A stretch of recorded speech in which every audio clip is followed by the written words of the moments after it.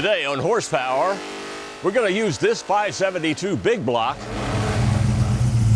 and this modern muscle machine to try out a system that's been called the chemical intercooler. It's actually a new age version of a technique that goes back to World War II.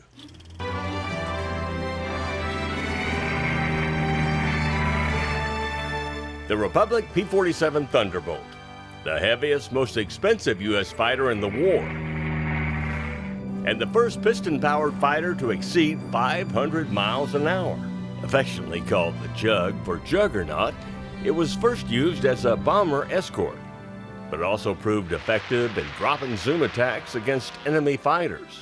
Plus, with its 8 50 caliber machine guns ablaze, it was a fearsome force in ground attacks. The P-47 got its power from an 18-cylinder turbocharged Pratt & Whitney engine that produced 2,000 horsepower. It burned 275 gallons of fuel per hour, and its range was limited. In later versions, though, engineers increased fuel capacity and added water injection, which alone added 1,800 horsepower. And it gave the P-47 20 minutes worth of power output for combat. At high altitudes, though, the water would freeze, so the Army Corps of Engineers discovered a 50-50 mix of water and methanol would not only prevent freezing, but help the engine produce even more power than water alone. So you can thank the P-47 Thunderbolt for its contribution to the war effort, and thank water meth injection for helping the P-47 get the job done.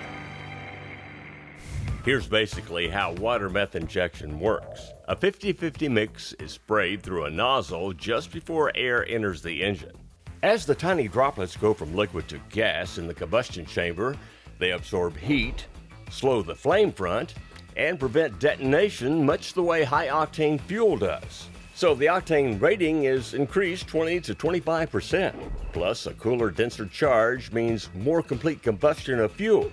With controlled water meth injection, more timing and boost can be added for more power.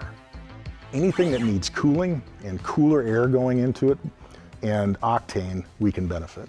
Matt Snow founded Snow Performance in 2002, designing, refining, and manufacturing affordable water meth systems for diesel and gas applications. We capitalized the company with $5,000 and took off like mad. With the growing popularity of blown and turbocharged high-performance engines, Matt's timing couldn't have been better. This is our Stage 3 system. It comes with the high-pressure, high-volume pump. It includes a level switch to tell you when you're getting low. It comes with our latest controller. It's a 2D map system with boost and fuel injector pulse width. It actually has a screen on it that tells you things inside your vehicle. This is a safety device that monitors flow, and if ever flow goes low, it'll send out a signal to make your tune safe. This is our 2.5 gallon trunk mount reservoir, and it comes complete with brackets for those that want a little more fluid on board. Snow Performance also makes the Stage 2 muscle car kit for naturally aspirated engines that don't use MAF sensors. We'll use it on our 572.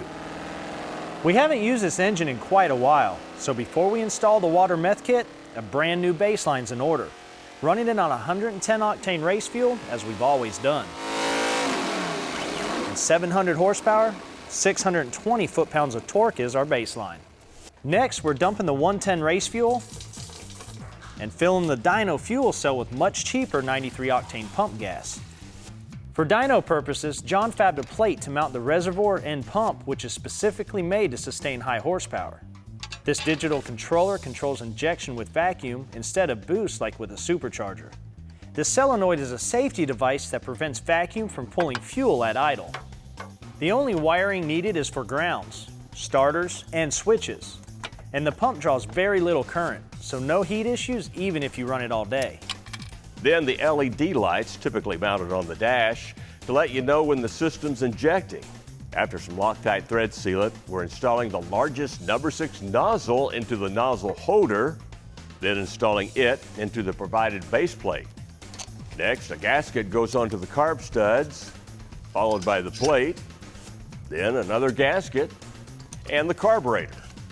Next, a little plumbing connecting the reservoir to the solenoid, from it a hose to the pump, and from there over to the nozzle. The black vacuum hose goes between the plate and the controller. Now we want to check the gap in our plugs. It should be about 30 thousandths for this setup. Time to lock and load with Boost Juice, Snow's 50-50 mix of methanol and water. Now you can mix your own, and in a pinch, washer fluid contains methanol in smaller amounts. It may not be as pure. Oh, last but not least, you need to prime the system just to make sure everything's good to go. It took us about 25 minutes to hook everything up in real time. I'm blown away by the simplicity. Thank you, Mike. You're right. It takes about 2 to 3 hours to install, so it's not a lengthy install. We tell people it's a bolt-on. It's not internal engine work by any means. It's not a complicated install at all. Hey, check this. We're using an extra nozzle just to show you the swirling atomized spray pattern of the nozzle. And it only uses about a thimbleful every 10 seconds. When a guy has an engine like this, it's probably going to be in a door car, bracket car, or something like that. When he's at wide open throttle making a quarter-mile pass, how much fluid does the engine actually use from the Snow system? This is a 3-quart reservoir in one pass. A 700 horsepower car will get approximately 7 quarter-mile passes out of that 3 quarts. That's pretty impressive. Doesn't take much. And in a minute, we'll show you how to tune it and just how much power we can squeeze out of 93 octane. What's good enough for the Thunderbolt P47 is good enough for our 572. After baselining it at 700 horsepower, we swapped the race fuel for 93 octane and installed a Snow Performance kit for muscle car motors. Now the big block's warmed up and ready for a follow-up run with water-methanol injection. All you have to do is let's take it to 3,500 with keep the low load 3,500 and then touch it to ground for 5 seconds. Okay. By stabilizing the RPM at around 3,500, we can touch the purple wire to a ground for 5 seconds. And this will set the activation of the Snow kit to come on at that RPM. Yeah, we're good. We're good. We pulled 10 degrees of timing out. We're going to throw methanol in. Let's just run it, get a horsepower level and a torque. Let's start adding like 3 degrees of time. And Sounds good. On the first couple of runs, the engine was braking up at about 6,200 RPM because we had an overdose of fuel and methanol in the cylinders. So first, a jet change. 92s. Let's go 87s. Here's your 287s. Let's see what that does for our top end. Same point. Yeah, 6,200, man. It just starts to fall. Let's back off the water meth a little bit. To do that, John turns the flow adjustment back 180 degrees. Okay, let's see if there's a trend now.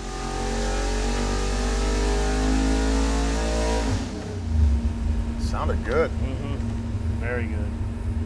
691, 597. We're getting back in there now. We have demonstrated many times with our product on top of 93 octane, we can equal or beat 116 octane race gas. Take her quite as high that time.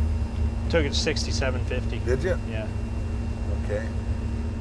Wow. There we are. Damn, 733 horsepower, 618 foot-pounds.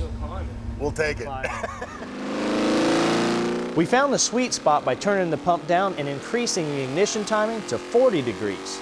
That's a gain of 33 horsepower on pump gas over our race gas only baseline. No, it liked that timing. Absolutely, that's awesome. Put one more in. We're at 40 degrees right now. No, that's for the amount of water meth we're putting in, I think that's pretty good. Water meth injection works best, though, on turbo or supercharged engines like the Hemi and this new Dodge Challenger. A car like this Challenger with a centrifugal with a Vortex supercharger, is leaving at least 20% of their power on the table if they don't have a water meth kit. We've got a kit made for it we'll use during test number 2.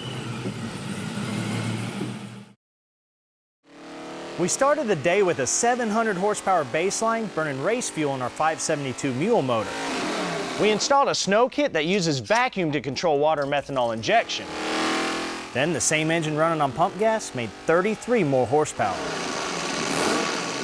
Now we'll test a Snow system that's controlled off a boost. This Challenger's got a supercharged 6.1 liter Hemi that's been heavily massaged with forged pistons, rods, and much, much more. So it ought to give us a high baseline number. And it does. 523 horsepower, 493 foot-pounds of torque on 6 pounds of boost. Let's get the car down from the dyno and up in the air to install the Snow Stage 3 system. With a blower or turbo under the hood, there's not much more room for anything else. That's why a lot of guys will mount the reservoir and pump in the trunk. However, we don't have to. In fact, with this Dodge Challenger, we can get a clean installation and use this jug for something else because we don't need it. You see, we're going to use this factory wiper fluid reservoir for the water meth mix. After drilling a hole in it, we used some provided sealant to install the straight fitting. Our kit came with a fluid level switch, but the reservoir already has a factory sensor to handle that job.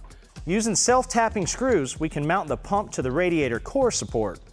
Then grind a place clean so we can bolt up the pump's ground wire and connect the red positive wire. The reservoir can go back in now, and notice how it's located with the fitting above the pump. Now we can run a hose from the reservoir to the pump, and the other end will go to the injector nozzle.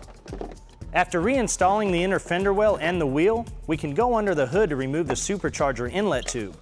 After it's drilled and tapped, we use some sealant on the nozzle assembly and thread it into the tube. Reinstall the tube and connect the hose from the pump. Finally, the digital variable controller we showed you. Earlier, we sent the wires through the firewall to make connections, including the 12-volt switch source in the fuse box. We got the module mounted here on the console for easy access. It uses both boost and fuel injection pulses to control the water meth injection. Now, using only 2 buttons, you can find the ideal curve for your vehicle while you drive it. By the way, it also works with EFI engines without boost. The only change we made with the controller was setting when the snow kit starts to inject. The boost remains at 6 pounds, just like the baseline. Okay, there it is. There it is. Yeah, you can see it kept it cooler by about 40 degrees. Which gave us 41 more horsepower, 41 foot-pounds of torque. That's at the tire. At the flywheel, it's 60, 65 horse. Yeah, just bolting it on. That's awesome. Good Man, work. I like your equipment. Thank you. Very nice. Maybe it's time to put a little snow in your forecast. You're watching Horsepower. For a DVD copy of this episode, just go to PowerBlockTV.com and order your copy for just $5.95 plus shipping and handling. Start your own horsepower collection, delivered right to your door from the Power Block. It's kind of interesting how aftermarket technologies have made some of the most basic replacement products perform better. Whether it's K&N's cotton air filters that pretty much obsoleted paper elements, or Well Purple Super Synthetic definitely outperforms regular oil. Now the cost, maybe a little bit more, but the extra performance is well worth it. And we repeatedly use our dynos and emissions equipment to prove it. Like testing E3's Diamond Fire electrode spark plugs that outperform standard plugs with gains of up to 7 horsepower, 4.3% improvement in fuel consumption, and 43.3% lower NOx emissions. Those tests were conclusive on gasoline, but what about the newer ethanol fuels like E10, E15, E85? Well, to find out, we're heading to a little university in the Midwest with some big credentials when it comes to auto research. Graduate teams at Michigan Tech's Advanced Power Research Center test future engines for OEMs like Ford and GM, looking for new ways to make power, cut emissions, and test new fuels like ethanol. And even though engines have been around for 100 years or more, there's still efficiency tricks that are out there yet to be discovered, and there's just so much going on and so much yet to learn. I think it's a very fascinating technology and field. Like fascinating new ways to read engine and transmission data from the inside. Working with infrared telemetrics, microchips are attached to components that report thermodynamic data with infrared signals while an engine is running. Dyno test on this 6.2-liter LS3 racing crate engine provided by GM Performance Parts revealed E85's higher octane delivered more power and more torque than 93-octane pump gas or 100-octane race gas. E85 does have less energy by volume than gasoline, so you'll burn more of it. But at about $2.85 a gallon versus $14 a gallon for race gas, E85 is definitely more wallet friendly. And the cost of fuel at all levels, whether it's in your street car or in your race car, is going up. And this is capable of running that alternative fuel. And the great news is the engine likes the extra octane. So I think there's nothing but good down the road for this configuration. With E85 use on the rise, performance companies like E3 are also turning to Michigan Tech for data on how their parts perform on cooler burning ethanol. One of the pieces of hardware that we're testing is the E3 spark plug compared to the conventional J-wire type spark plug. The E3, as you know, is a very unique cage design, and we're looking at it with the cylinder pressure equipment to look at the burn rate. To do that, Michigan Tech invested $2 million and 3 years building an explosion-proof facility. It's equipped with fuel sources, laser diagnostics, and high-speed cameras that are housed in a stainless steel optical combustion vessel with quartz sapphire windows, all necessary to film spark plug burn cycles in real time at 5,000 psi. This video illustrates the faster flame kernel of the Diamond Fire plug compared to a stock J-wire plug. So the Diamond Fire has, a better initial flame kernel development and stronger flame propagation, and it's more turbulent, which can help with emissions, and also your fuel efficiency. Technology companies like E3 will continue to work with research scientists to validate their performance benefits versus conventional parts. In additional dyno testing, the faster burn rate of the Diamond Fire plug also produced more torque and more power than standard plugs using E85. I think, as engines change, as fuel changes, and other parts of the car change, we need to be developing as well. Obviously, we think we have the most advanced spark plug on the market today, but we're committed to making sure we stay in that position, and that's, again, one of the reasons why we're here doing all this testing. That's it for this week's Horsepower. See you next time.